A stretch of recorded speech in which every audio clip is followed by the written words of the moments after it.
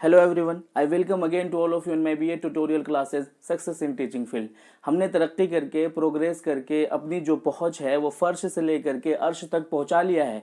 यानी कि हमने अपना प्रोग्रेस इतना किया है कि ज़मीन से लेकर के आसमान तक पहुंच गए हैं। लेकिन वही जो हमारी प्राथमिक विद्यालय थी, वही जो हमारी प्राथमिक शिक्षिका है, हमने उसको सबसे पीछे छोड़ दिया है। मैं बात कर रहा हूँ स्त्री की, यानी कि महिला की, जो लड़कियों की, जिनको हमने बहुत पीछे छोड़ दिया। समाज का सबसे कुछ दबा कुचला सोसाइटी में उसको इंक्लूड किया जाने लगा। हमने बहुत बड़ी बड़ी संस्थाएं बना ली, बहुत बड़े बड़े एजुकेशन डिपार्टमेंट बना लिए, लेकिन जिनकी गोद में यानी कि हम पले बढ़े, जिन्होंने हमको यहाँ तक पहुँचाया, जिनको के प्राथमिक विद्यालय कहा जाता है, प्राइमरी स्कूल कहा जाता है, और जिनको के पहली शिक्षिका, पहली टीचर कहा जाता है, यानी कि स्त्री, यानी कि हमारी मदर, उनको ही हमने सबसे पीछे छोड़ दिया। तो डिस्कस करते हैं यहाँ पर उसी पर कि यहाँ पर आज का आपका पहला पेपर है कि जेंडर स्कूल एंड सोसाइटी, जिसको कि हम क्रैश कोर्स की तरह से सीख रहे हैं, समझ रहे हैं, उस पर जो आपका पहला और दूसरा यूनिट है वो मैंने कंप्लीट करा दिया है। आज हम लोग डिस्कस कर रहे हैं आपका जो थर्ड यूनिट है। थर्ड यूनिट में जो आपका चैप्टर है, ये देख रहे हैं आप, स्कूलिंग ऑफ गर्ल्स, यानी बालिका विद्यालयकरण, है ना।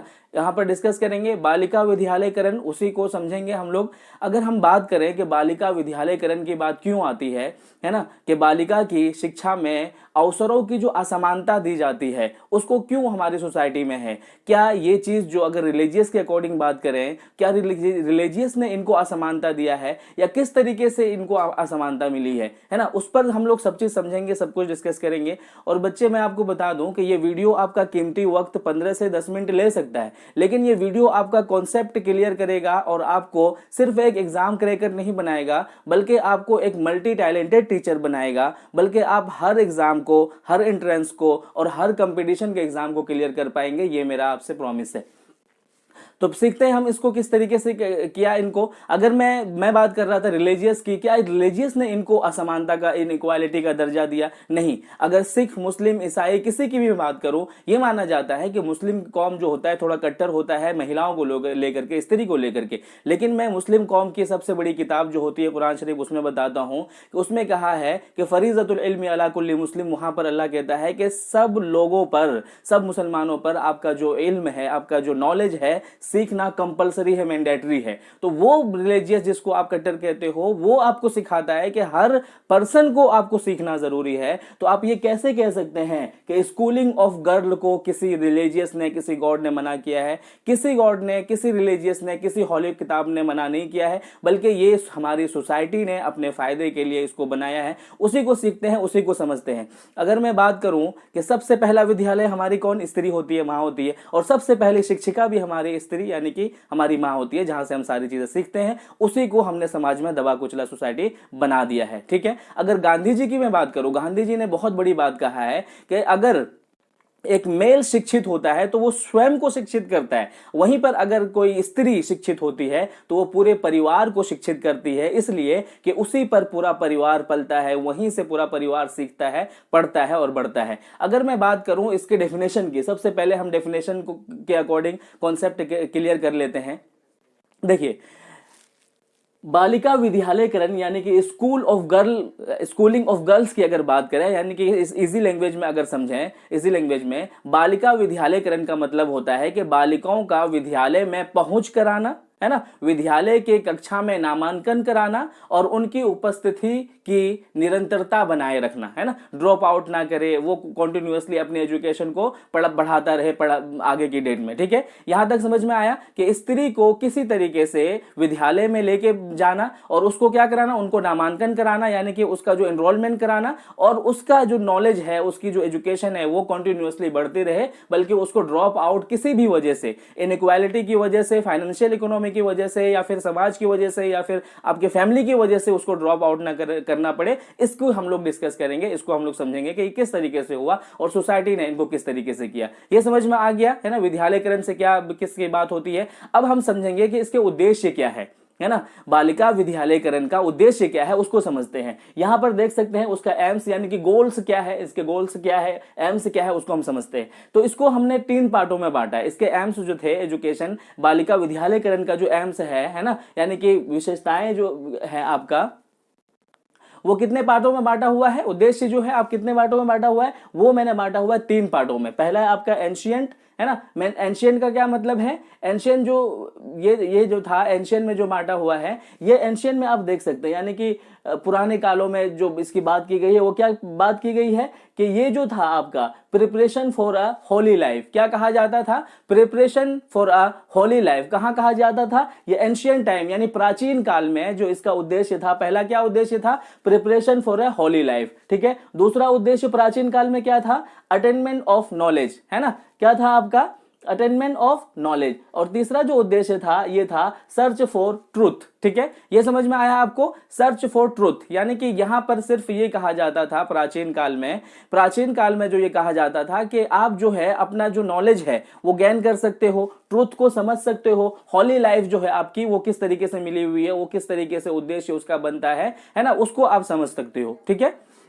उसके बाद आया आपका मिडवल टाइम में के जो शिक्षा का उद्देश्य था, गर्ल्स विद्या, इसका जो देख सकते हैं बालिका विद्यालयकरण का क्या उद्देश्य था वो देख सकते हैं, नोइंग इस्लामिक नॉलेज। यहां पर आकर के मध्यकाल में इस्लामिक नॉलेज बहुत ज्यादा आ गया था, तो यहां पर सिर्फ ये था कि आप इस्लामिक नॉलेज को समझें, इस्लामिक नॉलेज किस तरीके से अप्लाई होता है, किन किन बातों की क्या कहते हैं, क्या किन किन चीजों की बातें करता है ना, जीवन किस तरीके से बिताता है, इन सारी चीजों का जो है कहां पर देखने के लिए मिला, है ना, यहाँ मिडवल टाइम में देखने के लिए मिला, ठीक है। मिडवल टाइम में ये चीज देखने के लिए मिला कि किस तरीके से मध्यकाल में इस्लाम को समझना है और उसके कुरान शरीफ को, दूसरा है आपका कुरान और हदीस को समझना, यानी कि उसकी जो इस्लामिक लिटरेचर है ना, उसको समझना, समझ में आ गया। और क्या कहते हैं, caring out the duties of life, यानी कि लाइफ को किस तरीके से जीना है, ड्यूटीज किस तरह निभाना है, उसकी बात करता है। उसके बाद आपका आता है आपका आधुनिक काल, यानी कि मॉडर्न पीरियड में इसका जो शिक्षा का जो उद्देश्य था क्या था, वो ये था कि आपको गेटिंग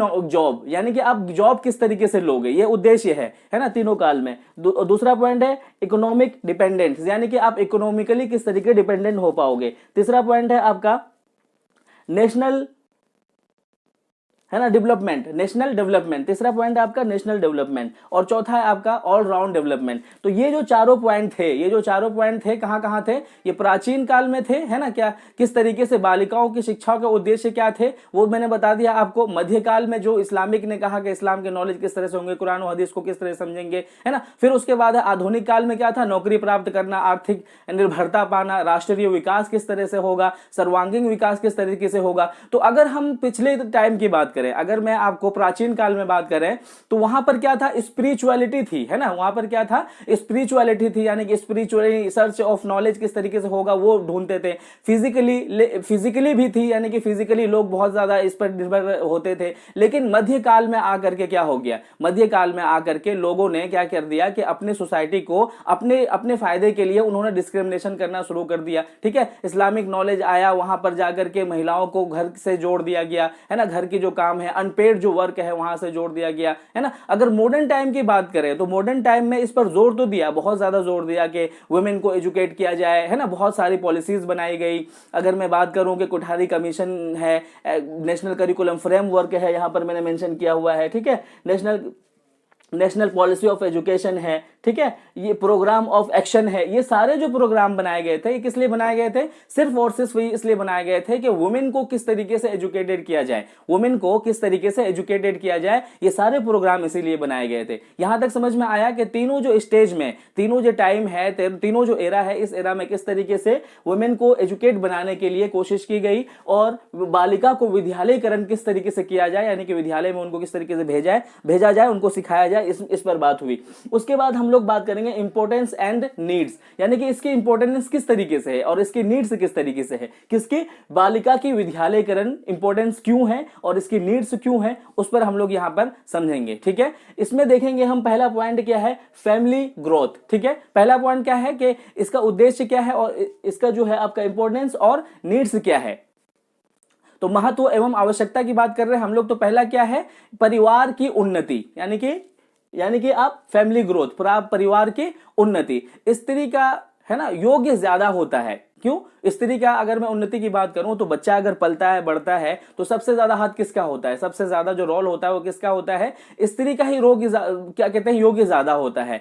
अगर स्त्री पढ़ी लिखी होंगी तो सारी रिस्पॉन्सिबिलिटीज को वो पूरी तरीके से बच्चों को भी सिखाएंगी, है ना। अगर वो नहीं पढ़ी है तो नहीं सिखाएंगे, क्यों, क्योंकि पापा जो होते हैं वो तो ड्यूटीज पे चले जाते हैं, सारा का सारा रोल प्ले जो करती है वो कौन करती है, स्त्री करती है, ठीक है। तो स्त्री अगर पढ़ी लिखी है तो सारी रिस्पॉन्सिबिलिटीज को वो खुद बता सकती है, बच्चे को सिखा सकती है, सारी चीजें उनको करा सकती है, ठीक है। उसके बाद है आपका आउटफील्ड चिल्ड्रेन, ठीक है।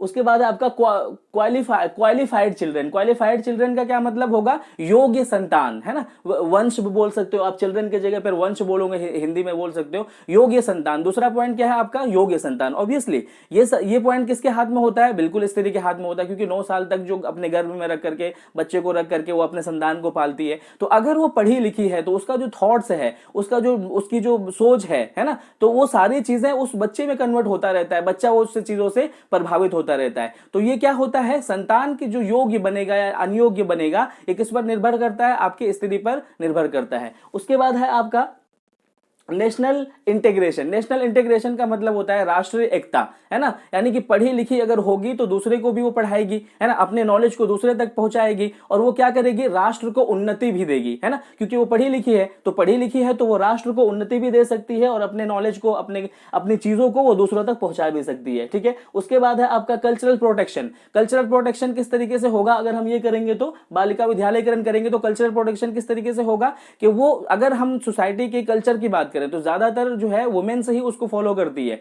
मेन का काम क्या होता है, पेड वर्क होता है, तो अपने ड्यूटीज पे सारा टाइम गुजारते हैं। लेकिन अगर वुमेन की बात करें तो वुमेन की ये सारी रिस्पॉन्सिबिलिटीज होती है कि कल्चरल को किस तरीके से प्रोटेक्शन करना है, कल्चर को किस तरीके से आगे बढ़ाना है। आप भी जानते हैं कि हमने जो अपने कल्चर को सीखा है अपने दादा नानी को देख करके, उनकी कहानियों को सुन करके और उनकी सारी परंपराओं को देख करके सीखा है। बल्कि अपने फादर का क्या काम होता था कि वो ड्यूटी होते थे, लेकिन घर पर जो होता है वो सारा का सारा जो काम जो सीखते हैं देख करके वो हम अपने वुमेन से ही यानी स्त्री से ही सीखते हैं, है ना। सांस्कृतिक संरक्षा की बात हो गई। उसके बाद है अवेयरनेस। अवेयरनेस की अगर बात करें, जागरूकता की बात करें तो जागरूकता में क्या होता है, स्वास्थ्य के अकॉर्डिंग अगर जागरूकता की, हेल्थ के अकॉर्डिंग बात करें जागरूकता की, तो वो वुमेन से ही अपने बच्चे को सिखा सकती है कि हेल्थ ही रहना कितना ज्यादा जरूरी है ना। अगर लॉज की बात करें, लॉ यानी कि जितने भी कानून है, अगर आपने पढ़ा लिखा नहीं है, अगर आप स्त्री पढ़ी लिखी नहीं है तो वो अपने कानून को कैसे जानेगी, है ना। डोमेस्टिक वायलेंस का जो कानून बना या और भी जितने भी कानून बने वो कैसे जानेंगे, जब पढ़ेंगी तभी ना वो जान पाएंगे। समाज जो आपके साथ असमानता का अधिकार करता है, समाज की जो रिस्पॉन्सिबिलिटीज है,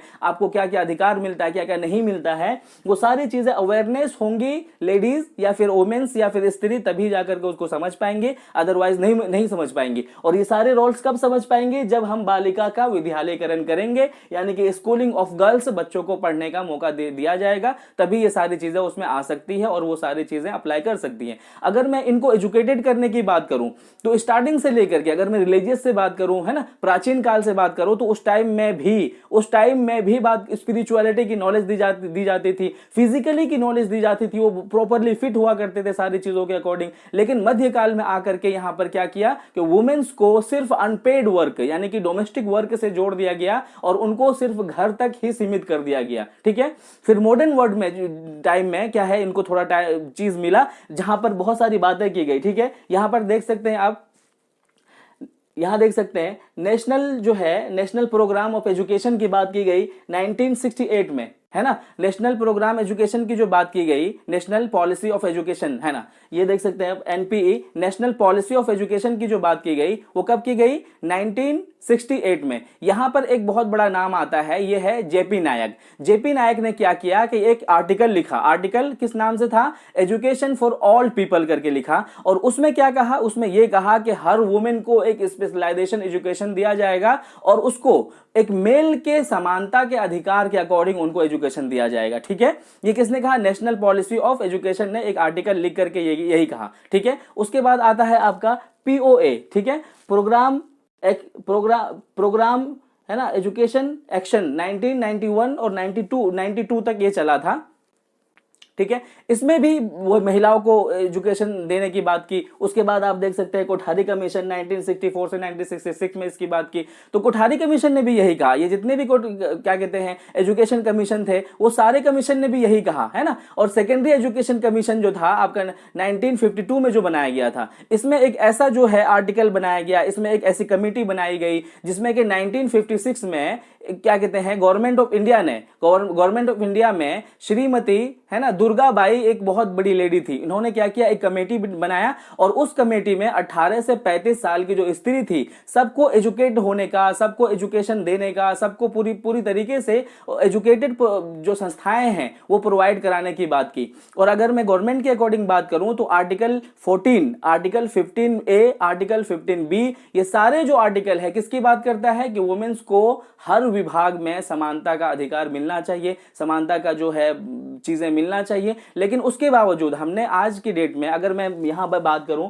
इसके प्रतिशत की बात करूं, साक्षरता दर की बात करूं, लिटरेसी दर की बात करूं, तो ये 2001 में अगर देखेंगे तो 53.67 ये देखा गया। और अगर मैं बात करूं 2011 में 65.5 देखा गया। लेकिन रिसेंटली जो आज की डेट में है, रिसेंटली जो देखा जाता है, मेल का जो साक्षरता दर है वो है आपका 75.3 और उसके बाद फीमेल का जो है 53.7 ओनली है। और इनका जो गैप है मेल और फीमेल का, है ना, 21.6% गैप है आज भी। जहां पर हमारा जो है दुनिया इतना डेवलप कर चुका है, उसके बावजूद अगर साक्षरता दर की बात करें तो 21.6% अभी भी स्त्रियां पिछड़ी हुई हैं, वांछित है अपने एजुकेशन से। उसका रीजन बहुत सारा हो सकता है, ठीक है, उसका रीजन बहुत सारा हो सकता है। अभी हम देखेंगे कि ये प्रॉब्लम क्यों हो रहा है और इसका प्रॉब्लम का सोल्यूशन किस तरीके से करना चाहिए और किस किस विभाग से इसका सोल्यूशन किया जा सकता है। यहां तक समझ में आ गया कि किस तरीके से यहां पर इंपॉर्टेंस और नीड है उनकी, मैंने बता दिया ये सारे नीड्स। उसके बाद मैंने कमीशन समझा दिया कि सारे कमीशन ने किस तरीके से,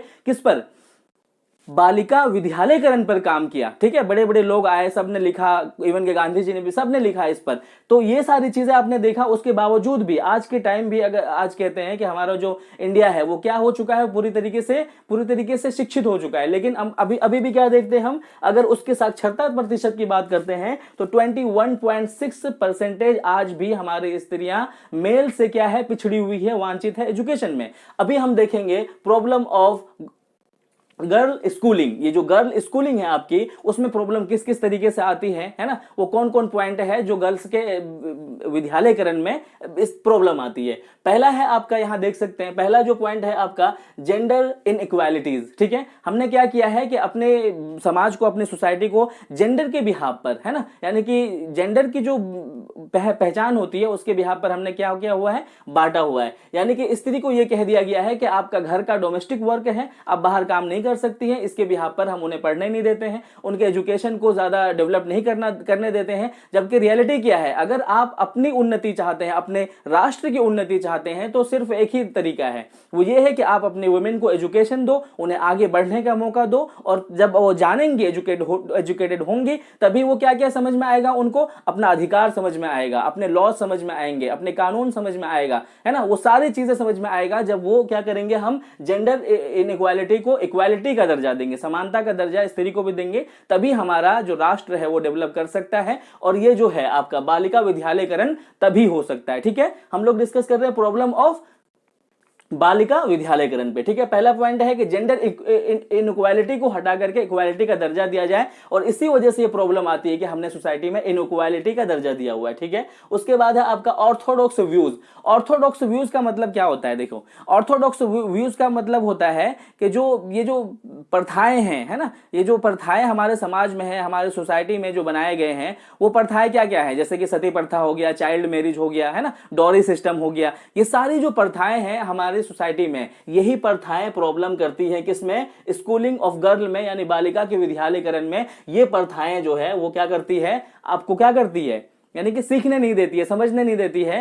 अर्ली चाइल्डहुड में आपका क्या करता है, वो शादी करा दिया जाता है, तो आप आगे नहीं बढ़ पाती हैं, आप आगे नहीं सीख पाती हैं। ये सारी चीजें आपको देखने के लिए मिलता है। यानी कि पहला पॉइंट आपका क्या था, पहला पॉइंट आपका था लिंगी असमानता, है ना, लिंगी असमानता। और दूसरा पॉइंट आपका क्या है, ये देखिए यहाँ पर ऑर्थोडॉक्स व्यूज को हिंदी में क्या कहेंगे, हिंदी में कहेंगे रूढ़िवादी विचारधारा, है ना, रूढ़िवादी विचारधारा। और थर्ड पॉइंट आपका क्या है, लिटरेसी। लिटरेसी मतलब, लिटरेसी को क्या कहेंगे, अशिक्षा कहेंगे, यानी कि लिटरेसी। लिटरेसी अगर आएगी तो ऑब्वियसली आपको ये देखने प्रॉब्लम ऑफ गर्ल्स एजुकेशन देखने के लिए मिलेगा, गर्ल्स स्कूलिंग देखने के लिए मिलेगा, बालिका विद्यालय विद्यालयकरण देखने के लिए मिलेगा। क्यों? क्योंकि बालिका को अगर आप पढ़ाएंगे नहीं तो वो अपने अधिकार की बात कैसे सीख पाएंगे, अपने अधिकार की चीजों को कैसे मांग पाएंगे। ठीक है, यहाँ उसके बाद हम देखेंगे क्या देखने के लिए मिलता है, फाइनेंशियल प्रॉब्लम। ऑब्वियसली अगर घर में कोई फाइनेंशियल प्रॉब्लम होती है तो सबसे पहले क्या किया जाता है, गर्ल्स के एजुकेशन को रोक दिया जाता है। फाइनेंशियल प्रॉब्लम आती है तो सबसे पहले क्या समझते हैं कि गर्ल्स को अपने घर से हटाओ। और बहुत सारे लोग तो ऐसे क्या कहते हैं, पिछड़े लोग हैं या फिर ऐसे रूढ़िवादी लोग हैं कि वो गर्ल्स को क्या समझते हैं,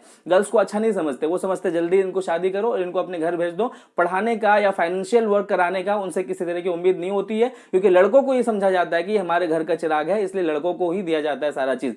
आर्थिक असमानता देखने के लिए मिलता है, फाइनेंशियल, है ना, फाइनेंशियल प्रॉब्लम देखने के लिए मिलता है। नेक्स्ट पॉइंट है आपका defective learning system. Obviously defective learning system है आपका, यानी कि दोषीपूर्ण शिक्षण प्रणाली। दोषीपूर्ण शिक्षण प्रणाली, दोषीपूर्ण शिक्षण प्रणाली किस तरीके से है कि आज की सोसाइटी जो है हमारा जो स्कूल है, ये कहा जाता है कि हर 1 किलोमीटर पर सबको स्कूल प्रोवाइड कराया जाए, हर 1 किलोमीटर पर आपको जो आपकी स्वास्थ्य केंद्र है वो प्रोवाइड कराया जाए, हॉस्टल लड़कियों को प्रोवाइड कराया जाए। लेकिन आज की डेट में क्या है, अगर मैं देहात की बात करूं वहां पर तो बहुत दूर दूर तक स्कूल जाना पड़ता है, और अगर लड़कियां इतनी दूर से स्कूल जाएंगी तो कोई पेरेंट्स उसको परमिट नहीं करता है। ठीक है, तो ये जो आपका है डिफेक्टिव लर्निंग सिस्टम जो है आज की डेट में, यानी कि दोषीपूर्ण शिक्षण प्रणाली जो देखने के लिए मिलता है, वो किस तरह से मिलता है कि शिक्षण प्रणाली ही बहुत बिगड़ा हुआ है। सोसाइटी में जो एजुकेशन का जो रेट है या फिर एजुकेशन की जो क्वालिटीज है वो बहुत बिगड़ी हुई है ना, क्वालिटीज भी नहीं है। स्कूल की जो हालत है वो बहुत बुरी है। स्कूल की हालत किस तरीके से, उसका इंफ्रास्ट्रक्चर बिल्कुल बर्बाद है, वहां के टीचर वो बिल्कुल पढ़ाने पे ध्यान नहीं देते हैं, वहां की लाइब्रेरीज बिल्कुल है ही नहीं, है ना, वर्कशॉप बिल्कुल नहीं है, सेमिनार हॉल बिल्कुल नहीं है, स्पोर्ट गेम बिल्कुल नहीं है। तो ये जो शिक्षण प्रणाली जो है ये जो बर्बाद है, इसी बिहार पर भी आपको क्या देखने के लिए मिलता है, ये देखने के लिए मिलता है, प्रॉब्लम देखने के लिए मिलता है। किसमें, बालिका की विद्यालयकरण में आपको प्रॉब्लम देखने के लिए मिलता है। ठीक है, नेक्स्ट पॉइंट आपका क्या है, यहां पर देखा आपने डिफेक्टिव लर्निंग सिस्टम में, डिफेक्टिव लर्निंग सिस्टम के और भी पॉइंट है। डिफेक्टिव लर्निंग सिस्टम के कौन कौन से पॉइंट है, और देखिए डिफेक्टिव कोर्स, यानी कि यहां क्या देखने के लिए मिलता है, डिफेक्टिव कोर्स, यानी कि कोर्स में आपको बहुत सारी गलत फहमियां देखने के लिए मिलती है। यानी कि जो कोर्स दिए हुए हैं, आपको क्या दिया हुआ है कि लड़की है तो आपको क्या है, होम साइंस दे दिया जाएगा, लड़की है तो आपको सिलाई कटाई मशीन की चीजें करने के लिए दे दिया जाएगा। प्रोग्राम की बात आएगी तो प्रोग्राम में आपको डांसिंग करने के लिए दे दिया जाएगा, या रंगोली बनाने के लिए, चित्र बनाने के लिए दे दिया जाएगा। और लड़का है तो लड़कों को क्या, मैथमेटिक्स दिया जाएगा, है ना, टेक्नोलॉजी दिया जाएगा, साइंस दिया जाएगा। तो ये जो प्रॉब्लम आपके सोसाइटी में फैला हुआ है, डिफेक्टिव कोर्स में भी फैला हुआ है, कोर्स के बिहाफ पर भी जेंडर डिस्क्रिमिनेशन कर देखा जाता है। ठीक है, नेक्स्ट पॉइंट है आपका इनकम्प्लीट। देखो incomplete learning objective. Learning objective का क्या, इनकम्प्लीट किस तरीके से होता है कि हमारा जो लर्निंग ऑब्जेक्टिव होता है, उद्देश्य जो होता है वो कंप्लीट ही नहीं होता है ना। अपूर्ण शिक्षण उद्देश्य, अपूर्ण शिक्षण उद्देश्य किस तरीके से होता है कि हमें ये चीज बताया नहीं जाता है कि जो चीजें हम पढ़ रहे हैं उसका उद्देश्य क्या है, आगे हमें इसका क्या फल मिलेगा, किस तरीके से हम सीखेंगे इसको। कोई भी चीज, कोई भी सब्जेक्ट इस तरीके से नहीं होता है। सपोज दैट इंजीनियर को सबसे बड़ा कोर्स माना जाता था आज की डेट में, लेकिन क्या माना जाता है, इंजीनियर को भी ये माना जाता है कि आज की डेट में कोई वैल्यू उसकी नहीं है, उसका कोई उद्देश्य नहीं है ना। अपूर्ण शिक्षण उद्देश्य जो है उसके तरह से आप जो बीएड कोर्स कर रहे हो इसको भी एक तरीके से क्या इंजीनियरिंग कोर्स दूसरा माना जाता है। क्यों? क्योंकि अब इसमें भी ज्यादा स्कोप नहीं है। तो ये कहा जाता है कि ये जो अपूर्ण शिक्षण उद्देश्य है ना, अपूर्ण शिक्षण उद्देश्य के बिहाफ पर हम क्या करते हैं, ये डिस्क्रिमिनेशन देखते हैं और ये सारी चीजें हमें देखने के लिए मिलता है। फोर्थ पॉइंट है आपका डिफेक्टिव टीचिंग मेथड। मेथड की अगर बात करें तो आज जो रिक्वायरमेंट है हमारे मेथड में पढ़ाने की कैसे है, वो क्या है, प्रोजेक्ट के थ्रू से पढ़ाया जाना चाहिए। लेकिन हमारा जो है पुराना टाइप का जो है स्कूल है, पुराना टाइप से पढ़ाया जाता है, जिसमें से जो है बच्चों का जो है सर्वांगीण विकास नहीं हो पाता है। तो ये जो डिफेक्टिव चीजें देखने के लिए मिलता है। उसके बाद है आपका जेंडर डिस्क्रिमिनेशन। ऑब्वियसली स्कूल में भी जो टीचर होते हैं वो क्या करते हैं, अगर स्टार्टिंग प्रे की बात करें, जब स्कूल में होता है आपका, वो क्या करते हैं कि लड़कियों को पीछे खड़ा कर देते हैं, ठीक है, लड़कों को आगे रखा जाता है। स्कूल क्लासेस की बात बात करें, अगर कक्षा की बात करें, तो वहां पर भी जो क्या करते हैं, गर्ल्स को एक साइड बिठा देते हैं और दूसरी तरफ जो है बॉयज को बिठा देते हैं। जब तक उनका जो है माइंड ट्रांसफर नहीं होगा एक दूसरे के साथ में, तो वो अपने नॉलेज को और ज्यादा बढ़ा नहीं सकते, और ज्यादा क्या कहते हैं, फैला नहीं सकते हैं, एक दूसरे के साथ में शेयर नहीं करेंगे जब तक नॉलेज को। ठीक है, ये देखने के लिए मिला जेंडर डिस्क्रिमिनेशन आपको देखने के लिए मिलता है। तो ये सारे पॉइंट है, ये सारे वो पॉइंट है जिस पॉइंट के थ्रू से क्या होता है, बालिका का विद्यालयकरण अच्छी तरीके से नहीं हो पाता है। तो बालिका का विद्यालयकरण पर ये लेक्चर था। आई होप कि आपको समझ में आया होगा। अगर किसी तरह की क्वेरीज होगी तो आप कमेंट सेक्शन में जरूर लिखना। Thank you so much video देखने के लिए।